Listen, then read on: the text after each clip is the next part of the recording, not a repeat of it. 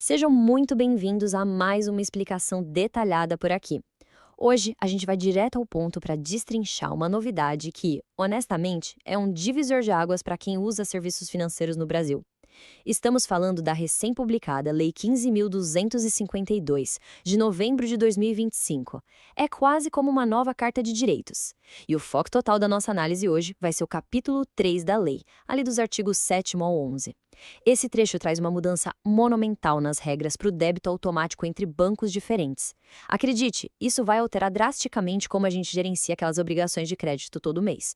Porque, vamos ser sinceros, é um problema muito comum e frustrante, né? Imagina ter o dinheiro do salário ou aquela reserva em um banco, mas o empréstimo ativo está lá em outra instituição completamente diferente. Ter que fazer essa transferência manual todo santo mês só para não perder o vencimento da parcela é um baita incômodo. Sem falar no risco real de simplesmente esquecer, acabar pagando uma multa pesada por atraso ou ter que ficar pulando de aplicativo em aplicativo. Bom, essa legislação foi desenhada sob medida justamente para resolver esse gargalo de um jeito totalmente automatizado e seguro.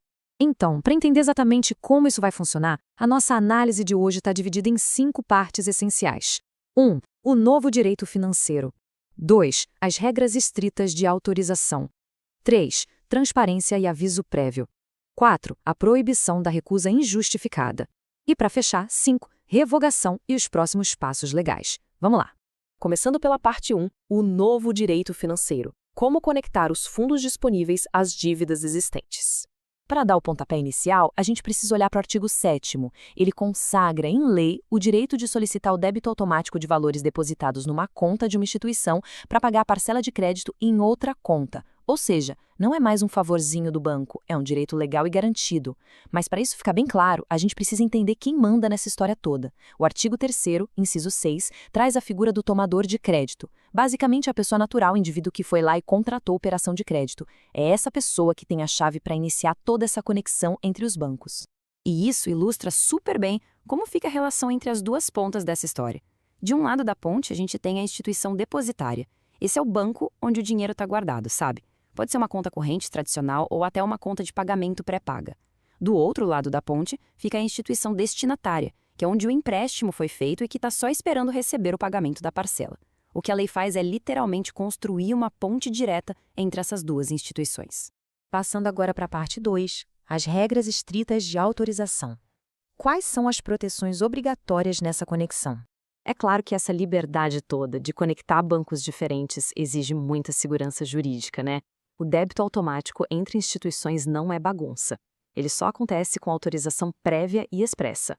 Não tem essa de banco ativar o negócio sozinho. E olha só como o parágrafo 1º do artigo 8º blinda quem tomou crédito. Ele traz 3 exigências que são inegociáveis. Primeiro, a autorização tem que ser individualizada, amarrada a um empréstimo específico. Nada de assinar um cheque em branco para qualquer cobrança. Segundo, tem que estar num termo específico para não ficar escondido nas entrelinhas. E terceiro, precisa ter um prazo de validade bem claro. Sem esses 3 pilares, a autorização não vale absolutamente nada. Tem mais um detalhe importantíssimo no parágrafo 2º. Ele amarra muito bem a finalidade dessa ponte financeira. O banco que vai receber o dinheiro só pode usar esse débito para uma única coisa: liquidar a parcela daquele crédito. É um uso exclusivo. Eles estão legalmente proibidos de usar essa autorização para cobrar outras taxas aleatórias. Só que, claro, se houver atraso e o contrato original prevê encargos, atualização monetária ou multas, esses valores podem sim ser somados ao débito. Mas o núcleo é aquele empréstimo específico e ponto final. Mas e se a pessoa tiver fundos espalhados por vários bancos diferentes? O parágrafo 4º trouxe uma solução super elegante para isso. Se houver a indicação de mais de uma conta em instituições depositárias diferentes para fazer esse débito, a cobrança vai seguir uma ordem de prioridade. E aqui está o pulo do gato. Essa ordem de preferência de quem é o número 1 da lista é definida única e exclusivamente por quem tomou o crédito. É a pessoa mantendo o controle total de qual saldo vai ser consumido primeiro. Indo agora para a parte 3, transparência e aviso prévio. Como funciona esse dever de informar? Entrando nesse território da transparência, o parágrafo 5º do artigo 8º coloca uma regra muito clara para todo mundo. Tanto o banco que guarda o dinheiro, quanto o que recebe o pagamento, tem o dever inegociável de avisar sobre a efetivação do débito. E não pode ser aquele aviso genérico que a gente mal entende, não. Tem que detalhar, no mínimo, o valor principal da parcela e discriminar tintim por tintim se tem multa, juros ou qualquer atualização monetária no meio. Ninguém merece chegar no final do mês e ter uma surpresa na conta, concorda? A matemática inteira precisa estar muito bem explicada antes ou no exato momento da operação. Chegamos à parte 4, a proibição da recusa injustificada, o grande clímax do empoderamento aqui nessa lei. A gente sabe que, historicamente, os bancos preferem manter o dinheiro girando no próprio ecossistema deles, né? É raro quererem facilitar a saída dos recursos para o concorrente.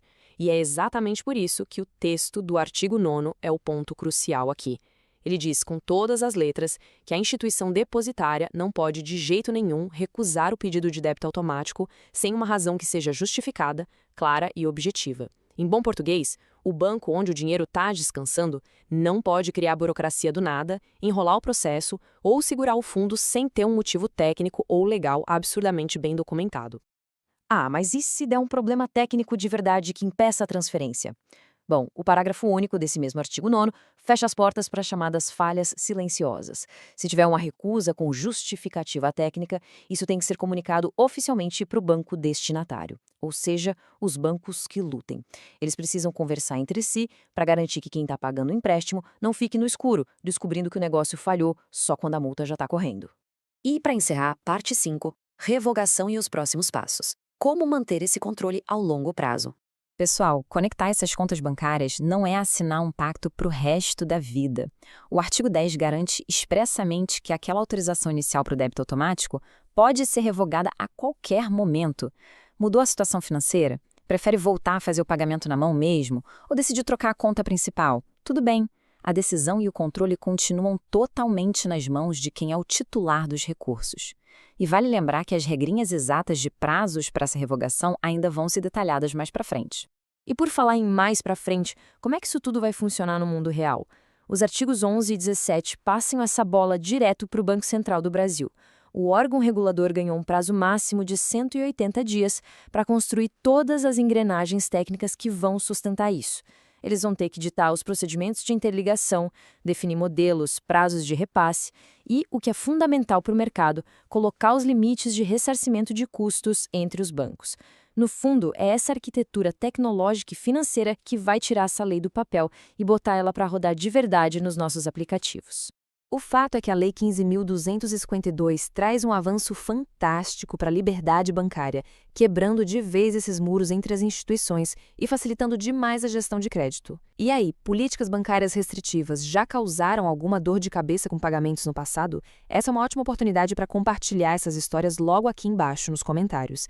Deixar aquele like ajuda demais a fortalecer esse formato de análise e a inscrição no canal garante que ninguém perca as nossas próximas explicações visuais, sempre desvendando o que realmente impacta o dia a dia. Um grande abraço e até a próxima análise.